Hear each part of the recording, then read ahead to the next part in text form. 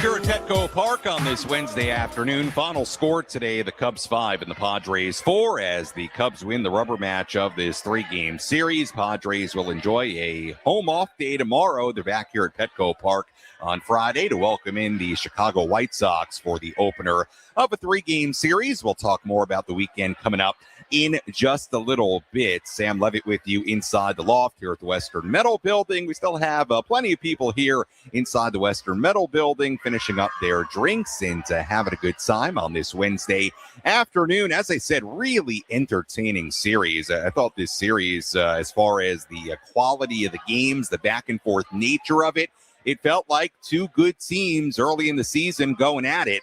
And that's certainly what we had once again here today. Again, we'll hear from today's acting manager and bench coach, Padres bench coach, Randy Knorr, coming up in just a little bit. Full look at the out-of-town scoreboard and much, much more. But right now, let's recap this one from start to finish. Which moments determine the outcome of today's game? We'll paint you a picture with our game highlights on the Padres Radio Network. Padres starting pitcher Matt Waldron got into major trouble in the top of the first inning today. The Cubs loaded the bases with one out, but Xander Bogaerts made a terrific stop and turned a double play to end the inning. Waldron again got into trouble in the second. He gave up a leadoff double to Michael Conforto. Conforto was on third base with 2 men away for Miguel Amaya.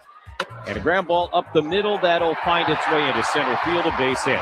Conforto comes in to score. What a battle by Miguel Amaya on pitch 10, an RBI single, and the Cubs take a 1-0 lead in the second. Score would stay 1-0 for a little bit. That's because Cubs starter Jameson Taillon was perfect through 3 innings. 9 up, 9 down, 1 trip through the Padres lineup. Waldron got the first 2 outs in the top of the 4th, but then Matt Shaw bunted for a single. That brought up Pete Crow Armstrong. 0-1 pitch. Crow Armstrong swings, hits it in the air, deep down the right field line. This one going to go into the Petco porch. Second straight game with a home run for PCA. 2-run shot here in the 4th inning, and the Cubs now lead 3-0.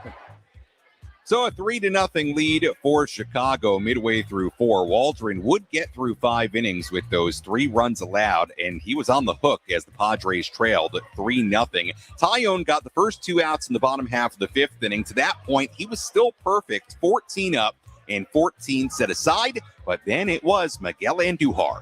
Here's the pitch, and Duhar swings, hammers it in the air, deep to left field. Happ is back at the wall, looking up, gonna go!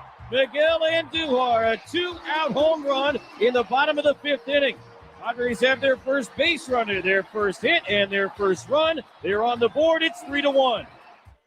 Padres weren't done. Jake Cronenworth walked. Next up, Nick Castellanos. And Nick swings, hits it in the air, deep to left field, way back, gonna go! And Duhar with his first home run as a Padre to get him on the board. Now Castellanos with his first home run as a Padre, and he ties it up 3-3. 3 batters, 3 runs. We were tied at 3-3 after 5 innings. And like Jesse said, first home runs in the brown and gold for both Andujar and Castellanos, and just like that, we had a brand new ball game. Adrian Morejon came on for the top of the 6th inning with runners on 2nd and 3rd, 1 out. It was Pete Crow Armstrong at the plate. Swung on, grounded to first base, right by the bag. France has it, steps on the base, throws home. Oh, they missed the tag. Conforto slides in, called safe by Ripperger, and the Cubs go ahead 4-3. And the Padres would not challenge it. Run came home, the go-ahead run. Bradley Rodriguez came in, ended the inning. Padres were down by a run, 4-3. They then had a good scoring chance in the bottom of the 6th inning against Taillon. Fernando Tatis Jr. hit an infield single and stole second, but he was stranded there. Rodriguez pitched the scoreless top of the 7th to keep it 4-3. Taillon pitched the 1-2-3 bottom half of the 7th. Jason Adam came on for the 8th inning. With 1 out, it was Matt Shaw. Hammers this one in the air, deep to left field. Castellanos back to the corner, at the wall, jumps up, and he can't make the catch. Into the seats, a home run for Matt Shaw. His 3rd of the year, and the Cubs are able to add on a solo homer in the top of the 8th inning. It's 5-3. Taillon was done after 7. Right-hander Corbin Martin came in for the Cubs in the bottom half of the 8th inning. Again, the Cubs with a 5-3 lead. He walked 3 straight hitters to start the inning. That loaded the bases with nobody out. Cubs manager Craig Counsell brought in right-hander Ben Brown to face Fernando Tatis Jr. Tatis hit a sac fly to center. That scored a run to make it 5-4. Bryce Johnson, who pinch run for Luis Campusano, went to third base. So, down by 1, the Padres had runners on 1st and 3rd, the tying run on 3rd base, but then Manny Machado grounded into a double play to end the inning. A huge double play for the Cubs, and they still led 5-4. Mason Miller came on for the top of the 9th inning. He pitched the scoreless frame, so he went bottom 9. Right-hander Ben Brown still on the mound for Chicago, trying to protect a 1-run advantage. He struck out Xander Bogaerts. Ty France grounded out for the 2nd out of the inning, with Gavin Sheets announced as the pinch hitter. Craig Counsell went to left-hander Hobie Milner. The Padres then responded by pinch hitting with Ramon Laureano. So, Padres down 5-4, bottom of the 9th inning, 2 outs, nobody on. The game left up to Ramon. Milner deals, and Ramon tied up, swings and misses at a pitch inside, strike 3. The ball game is over. Cubs hang on for a 5-4 win in the rubber game here this afternoon. And these 3 teams will meet up again in June, and who knows, maybe in October. What a series between the Padres and the Cubs, and the Northsiders come to San Diego and take 2 out of 3. And I'm glad Jesse put it that way, because I totally agree. I thought this was a very, very good series. I know the Padres lost 2 out of 3, but it felt like high-level, dare I say, postseason-like baseball in some different ways. It felt like that. 2 really good National League teams meeting early in the year, and they played each other very, very well, but unfortunately for the Padres, the Cubs do win 2 out of 3 as they take the rubber game of this 3-game series. Final totals here tonight for the Cubs: 5 runs on 9 hits, no errors. For the Padres, 4 runs, 3 hits, and no errors. The Padres dropped to 19-11. The Cubs improved to 19-12. Winning pitcher today, Jameson Taillon, who improves to 2-1. Losing pitcher today was Adrian Morejon, who drops to 2-1. And Hobie Milner got the save, his first of the season. Another great crowd here at Petco Park tonight. More than 36,000 in the building. I'm on the air right now. Thank you. More than 36,000 in the building, and the Padres fall today by a final again of 5-4. You know, in the opening segment, I was going through some of the different innings and missed opportunities offensively for the Padres here tonight. I'll give you the number that I think really kind of sums up the issue. The Padres went 0 for 3 with runners in scoring position here today. And to me, that's indicative of 2 things. Number one, they didn't have a ton of big-time offensive opportunities, which was true. And when they did, they weren't able to cash in enough to win what became a 1-run loss. You think about it again.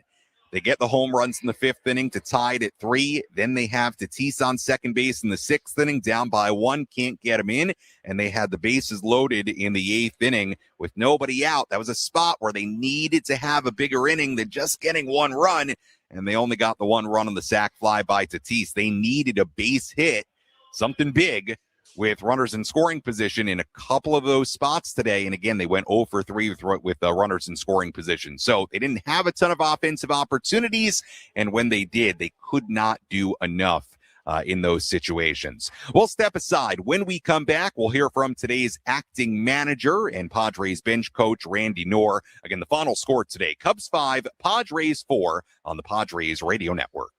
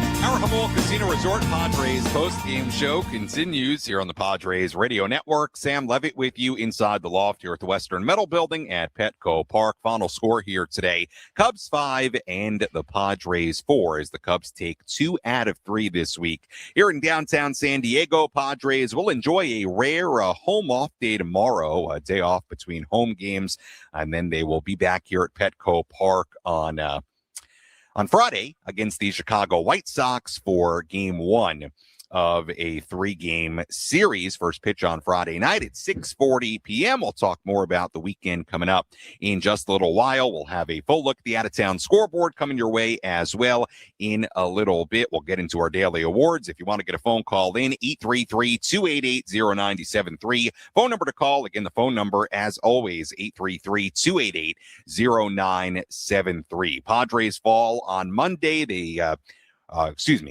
win on Monday. They fall last night, and they fall here today in the rubber game of this series. As I said, I've said it a few times now, really good series. I mean, entertaining baseball. It felt like two good teams playing really tough games against one another. Now, I will say this.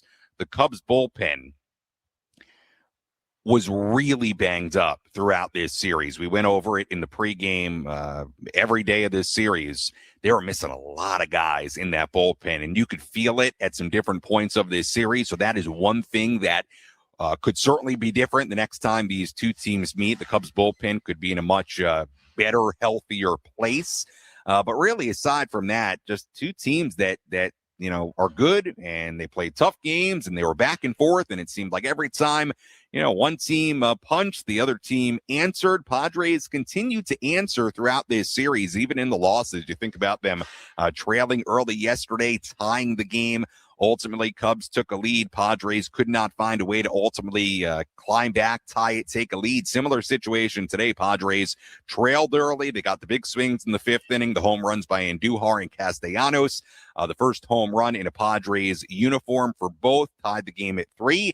The Cubs scratch across a run in the 6th inning to take a 4-3 lead. They get the home run from Shaw in the 8th inning. Padres get a run in the bottom half of the 8th inning, but for a second straight game, just couldn't find a way to tie it and take a lead and ultimately find a way to win this game. And, look, Matt Waldron, was he great today? He wasn't great. He worked out of trouble, a big jam in the 1st inning in particular, bases loaded with 1 out, a great double play that Xander Bogaerts turned to end that 1st inning. But he did limit the damage really throughout the rest of the outing. Gave up a run in the 2nd, gave up the home run in the 4th inning, but you look up, 5 innings, 3 runs given up, and he did give the Padres a good chance to win this game.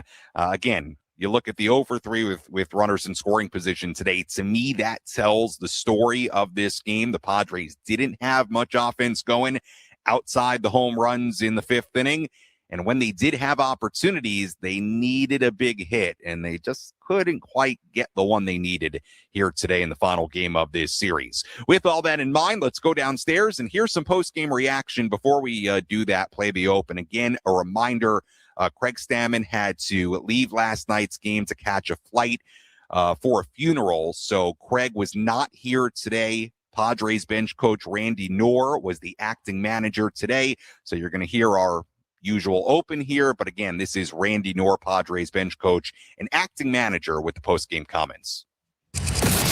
Let's pull up a seat in the manager's office and hear from Padres skipper Craig Stammen, served up by Sinley Food. If you've had better chicken, you must be a rooster. Randy, I imagine you guys tie it up, and you know that you've got your back-end relievers you can chase this with the day off tomorrow. Feeling pretty good at that point? Yeah, we figured if we can just get one more run in there with Jason and Mason coming in the game, we felt pretty good. And we just couldn't quite get there. We just could not get that extra run in there.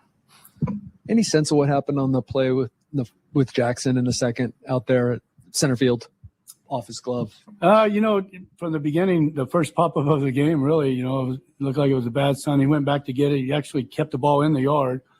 I don't know. I didn't ask him about it, but it just looked like he tried the best to bring it back, and he kicked off his glove and stayed in the park. What do you think of the way that Matt was able to kind of overcome a couple things and make it through the 5? I thought he did fantastic for us. I really did. He kept us in the game. Like I said yesterday, that if we could keep it within 3 as a starter, 5-6 innings, it gives us a chance to come back and we did get back in it. We just couldn't get the extra run. In particular, the fact that he had to kind of maybe deal with the sun balls that dropped, and he kind of worked around those. Like, what do you make of kind of his resilience in that spot? I think it was a hell of a try. I mean, he went up against the wall to catch the ball to bring it back. Is that the one you're talking about? I'm just talking about Waldron, kind of dealing with some early adversity and the way he was able to. He didn't panic at all. He stayed with it. He made some pitches and kind of get himself out of that damage there. And I'm very proud of him the way he pitched today. Wondering how you view we're now through April or the April games, and the Stars really haven't hit like Stars, and yet you're 19-12. I guess there's kind of two ways of looking at that. But kind of what are your thoughts on that and the way that's gone for the lineup? I'm pretty excited because at some point, you look at the back of the baseball card and they all hit the same at the end of the year. So I'm waiting for them to get hot, and once they get hot, we're going to roll off a bunch of wins again. So it's just a matter of time waiting for them to get ready and feel comfortable again. And sometimes guys get off to slow starts, but at the end of the season, they usually end up hitting the same all year. We didn't get a chance to talk to you before. I wanted to ask you, I know Taillon had the reverse splits. You guys went with France over Sheets, and Campusano caught Waldron when Fermin had last time. Was it a matter of staying? Yeah, they're all swinging the bat really well. Gavin took one off the elbow yesterday. He was trying his best to stay ready the whole game and basically waiting for somebody to get on. And with France swinging the bat well and Bogart swinging the bat well, I get somebody on there I could pop them. And I kind of had a feeling they might go with a lefty, but I'll match up Laureano with a lefty anytime, any day of the week. So we just didn't get it done today. You're putting Jackson top of the order. Your thoughts on that? Trying to get something going. Laureano had the day off, and figured put Jackson up there and let him try that for a little bit, and see if it can motivate us to get going in the first. We've been not hitting that great going into the game, the first couple innings, so I'll mix it up a little bit. What'd you think of this series? Two good teams that met in the playoffs last year, and the quality of baseball and the matchups.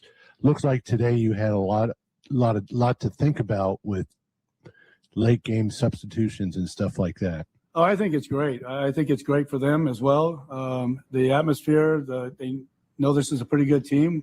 We stayed with them the whole way. I'm actually looking forward to playing them again. I think we're going to be better when we see them again. What do you make of the way Castellanos has kind of handled his role? It's not been his role for basically the last decade, but he's been coming off the bench and had a nice game today. I think it's a very difficult role for Nick. He's never had to do it before.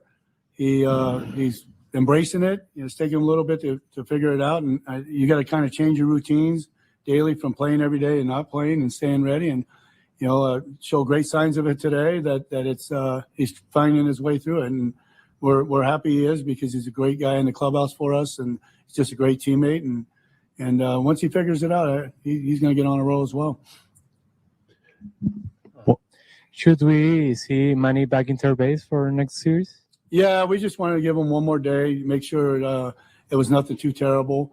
But day off, kind of DH day today, has a day off tomorrow, and then he said he's ready to go. So we're excited about having him back over there. Some thoughts on your bench and the depth of this team. It looks a lot better this year, where you're able to have Sheets coming off the bench with that bat, and then you got Laureano, real nice matchup at the end of the game. Just the options you guys have on your bench.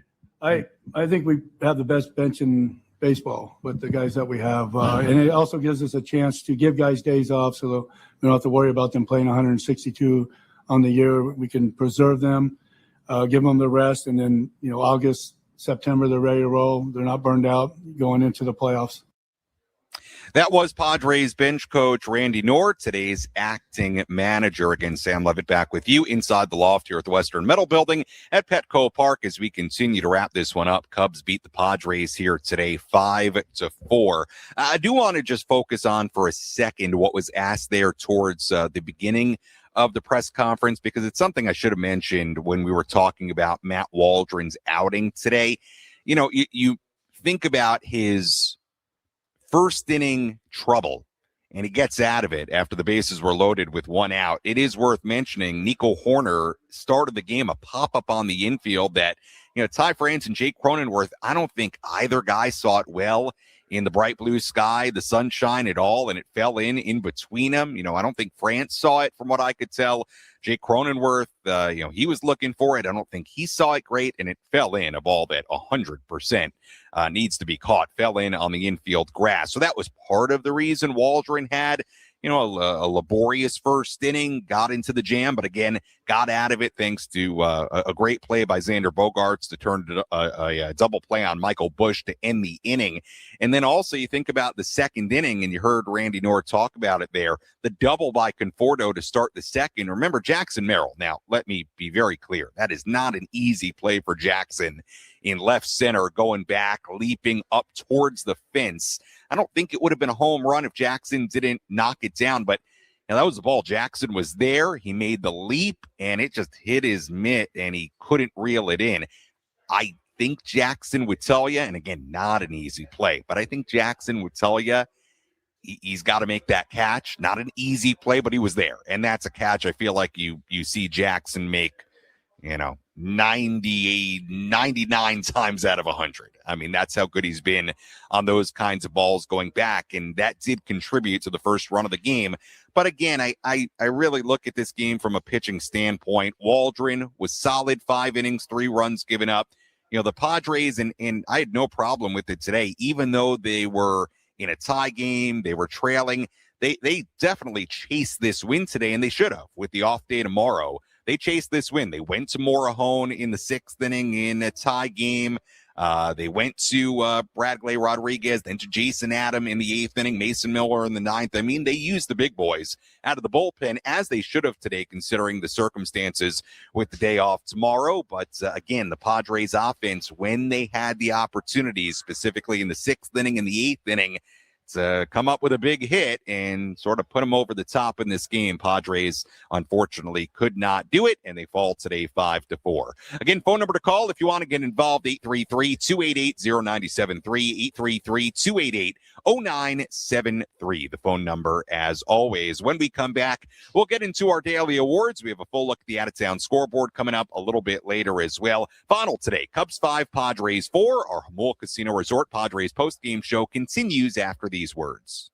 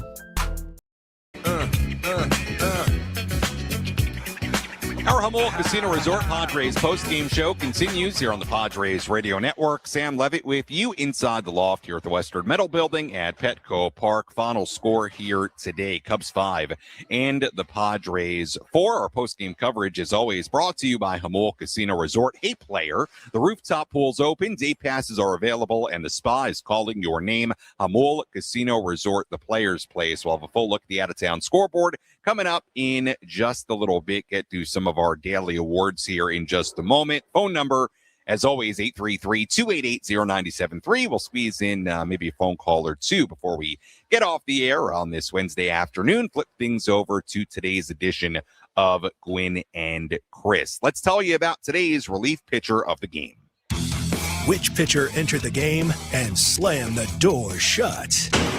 This is today's relief pitcher of the game, brought to you by San Diego criminal defense attorney David P. Shapiro. We help good people regain control of their future when charged with a crime. Learn more at davidpshapirolaw.com. We'll stay on the Padres side of things for this one today because I think we can, and we'll hand it to Bradley Rodriguez, who was good out of the bullpen today. Bradley, really, aside from the scoreless inning by Mason Miller, I mean, he was arguably the Padres' best reliever today.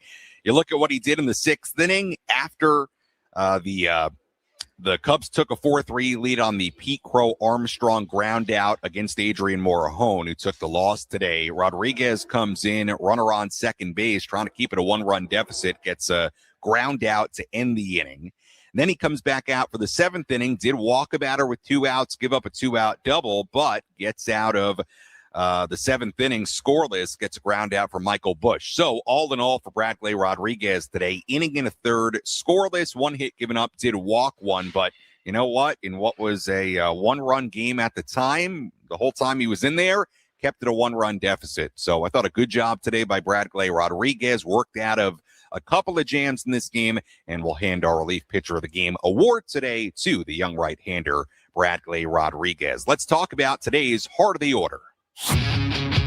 Let's take the pulse of the Padres and check in on the heart of the order. Presented by Palomar Health, the official healthcare provider of 97.3 The Fan. Palomar Health, leading with heart for every patient. Palomar Health is reimagining healthcare.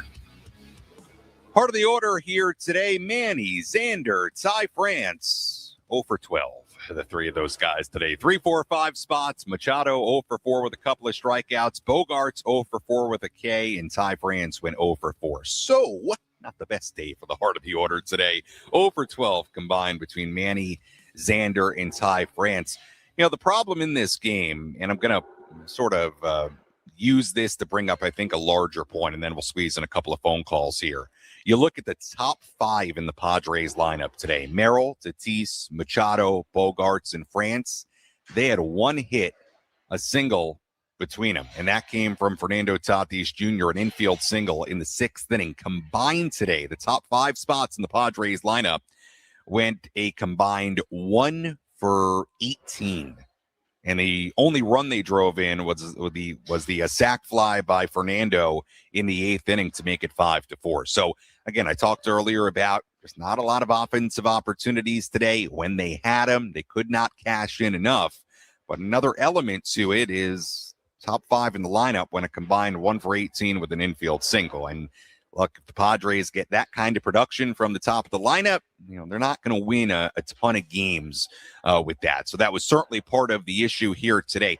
I'll bring this into a bit of a larger point. And I guess just because this was our focus and our what to watch for segment today pregame, I'll focus on Fernando and Jackson here. You know, and look, Manny before coming out of the game on Monday night had actually been swinging the bat great. Xander's been great. Ty France has been great. So take a little heat off those guys.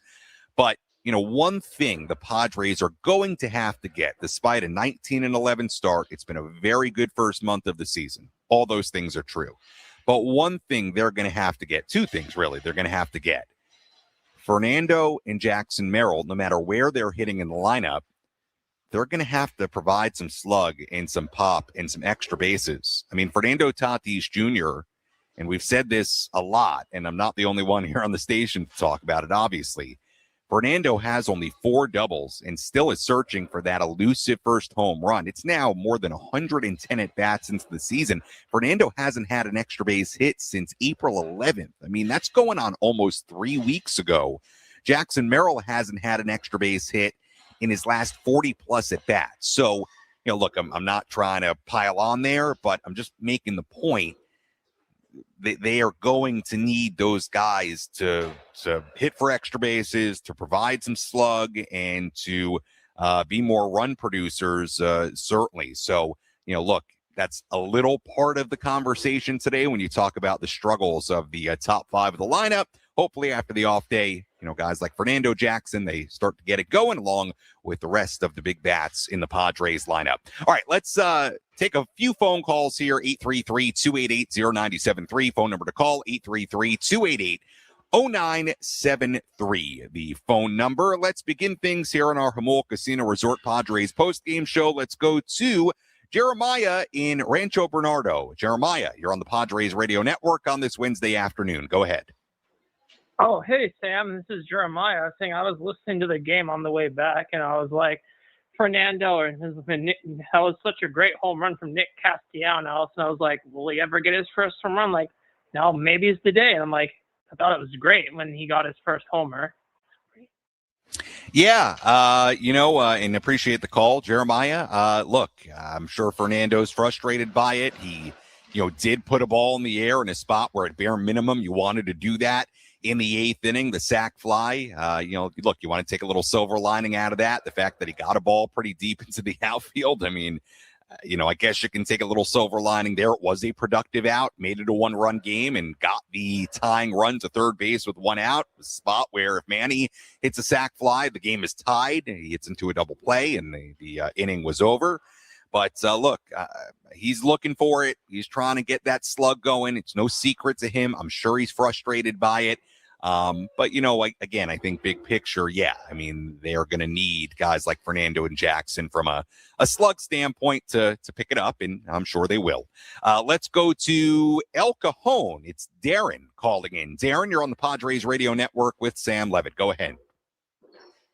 Hey, Sam, what's going on? Hey, I think it's very nice of you to say you don't want to pile on. I think we need to pile on more on Fernando and Manny. These guys are making a combined nearly $700 million, and they look sad playing in front of sold-out crowds every night. I mean, you have bases loaded, nobody out, down 2 in the 8th inning, the crowd behind you, and you can't be bothered to get big hit from either one of them. Manny grounds out to second base. Second baseman doesn't have to move. He takes 2 steps, throws his bat down, and goes back in the dugout. That's what we're paying our superstars for. Fernando doesn't have a home run. You can tell me he has 120 exit velocity every time he swings the bat. He doesn't have a home run, and like you said, not an extra base hit for 3 weeks. Our superstars, pound for pound, are not producing at all, and this team will continue to do nothing in the postseason until they do. And I know it's April, but it starts in April. It's brutal showing right now, and I just don't understand how they go from the World Baseball Classic. They look like the happiest, most electric players, but you get them in front of Petco Park, and they look sad and unhappy to be here. And frankly, as someone who follows the team closely, it gets pretty old, and I think a lot of people feel that way.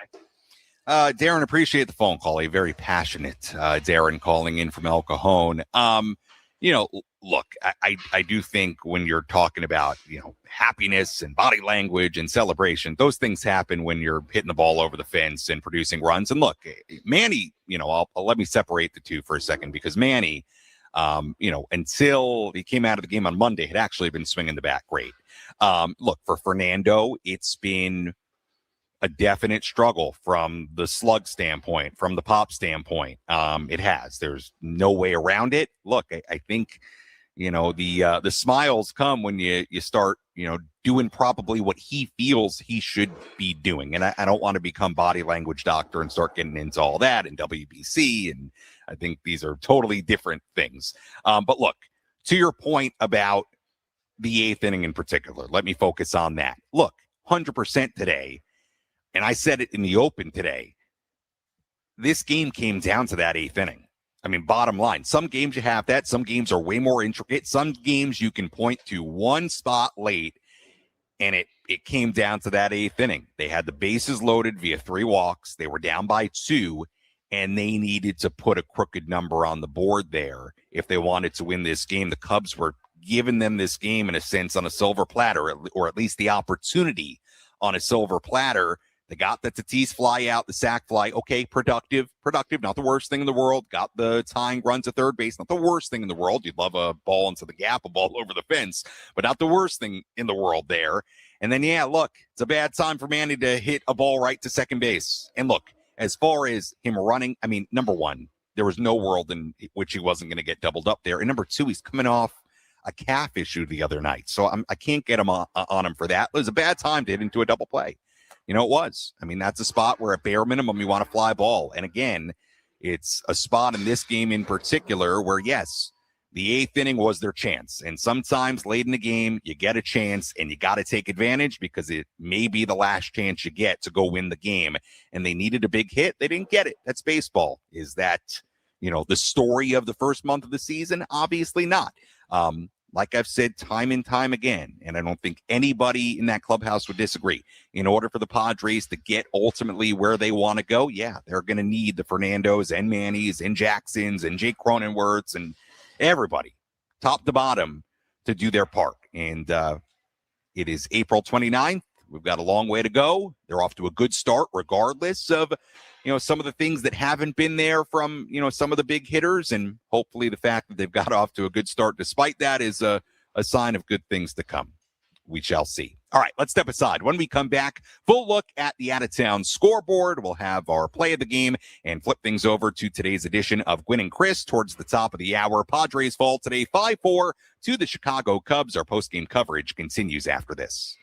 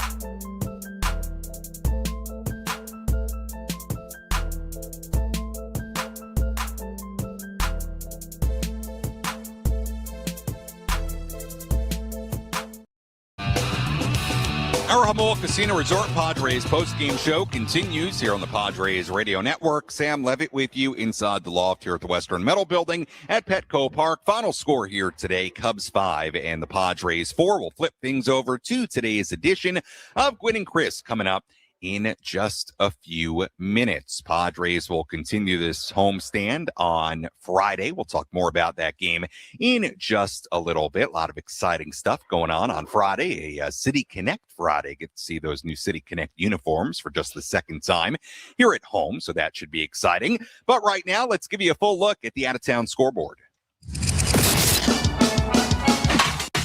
Let's take a trip around the bigs to highlight the scores that matter most with our out-of-town scoreboard. Presented by Jensen Premium Beef Patties. Always a hit for grilling.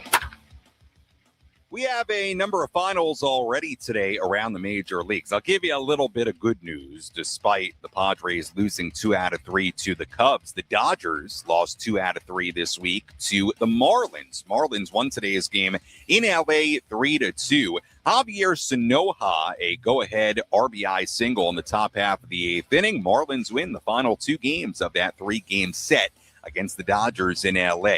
Blue Jays beat the Red Sox 8-1 in Toronto today. Ernie Clement a home run. Brandon Valenzuela also a home run in that game. Rangers beat the Yankees in Arlington today 3-0. A good start for Nate Eovaldi, who goes 7 scoreless innings. Mariners beat the Twins 5-3 in Minnesota. Seattle won it with 3 runs in the top of the 9th inning. J.P. Crawford also had a home run in that game. White Sox beat the Angels in 10 innings today 3-2.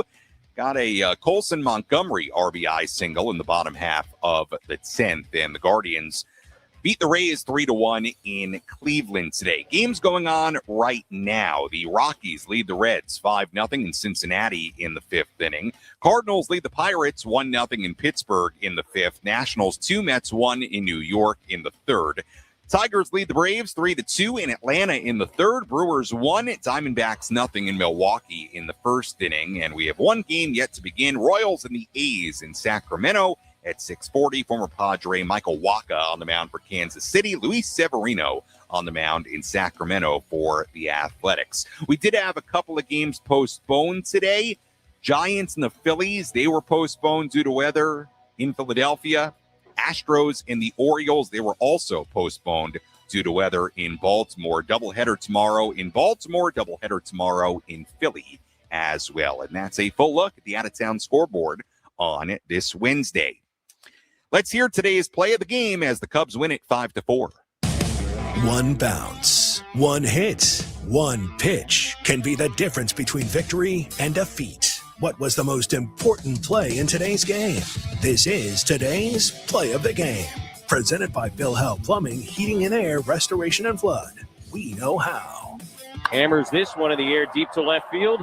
Castellanos back to the corner at the wall, jumps up, and he can't make the catch. Into the seats, a home run for Matt Shaw. His 3rd of the year, and the Cubs are able to add on a solo homer in the top of the 8th inning. It's 5-3.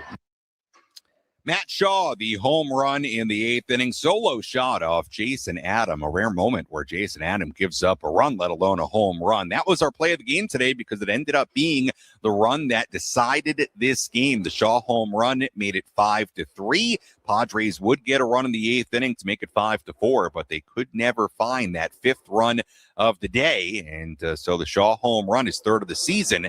That was our play of today's game, unfortunately, but felt like it had to go that way here today. All right, looking ahead to Friday. Remember, the Padres are off tomorrow, and they will enjoy the off day tomorrow and return to action on Friday as they welcome in the Chicago White Sox for the start of a 3-game series on Friday evening here at Petco Park. First pitch on Friday at 6:40 p.m. Our EcoWater SoCal Padres pregame show will begin at 5:40 from right here inside the Western Metal Building here at Petco Park. Pitching matchup on Friday, left-hander Noah Schultz, a very talented, tall left-hander on the mound for the White Sox, and right-hander German Marquez on the mound for the Padres on Friday. So Marquez against Schultz, the pitching matchup for game 1 of that 3-game series. I do want to remind you, if you're thinking about coming to the game on Friday, it will be the second time the Padres wear those beautiful new City Connect uniforms. So only the second time they've worn them at home ever. So you want to show up on Friday and see that. Remember, Fans can also enjoy a beautiful City Connect themed party in the park on Friday when gates open 2 hours before first pitch. So come on down to downtown San Diego for a City Connect Friday. Should be a party, should be a good time. And of course, 5:40 start on, 6:40 start rather on Saturday. Is that correct? Let me just double check that for you so I give you correct information. Hold on here a second. No, it is 5:40. I was right the first time. 5:40 p.m. start on Saturday and a 1:10 p.m. start time on Sunday. But again, City Connect Friday coming up in just a couple of days, and look forward to seeing you here. And always feel free to come say hello to me inside the loft at the Western Metal Building. As always, if you missed any portion of our post-game coverage, you can go back and listen to all of it on the Inside San Diego Baseball podcast, available on the Odyssey app or wherever you find your podcast. You can also go back on the 97.3 The Fan YouTube channel and watch any portion of our post-game coverage there as well. A look at the final totals in the rubber game of this 3-game series today. For the Cubs, 5 runs, 9 hits, no errors. They left on 9. For the Padres, 4 runs, 3 hits, no errors. They left on 2. Winning pitcher today, Jamison Tyone, who improves to 2-1. Losing pitcher, Adrian Morahone, who drops to 2-1. And the save goes to left-hander Hobie Milner, his first save of 2026. Time of game today, 2 hours and 48 minutes in the crowd at Petco Park on this Wednesday afternoon, 36,513. Once again, first pitch on Friday, 6:40 p.m. Our pregame coverage begins at 5:40. Until then, for our great studio coordinator, Kyle Ovenshire, I'm Sam Levitt saying so long from Petco Park. Again, the final score here today, the Chicago Cubs 5 and the San Diego Padres 4. We'll talk to you on Friday right here on the Padres Radio Network. Today's edition of Gwynn and Chris is coming up next.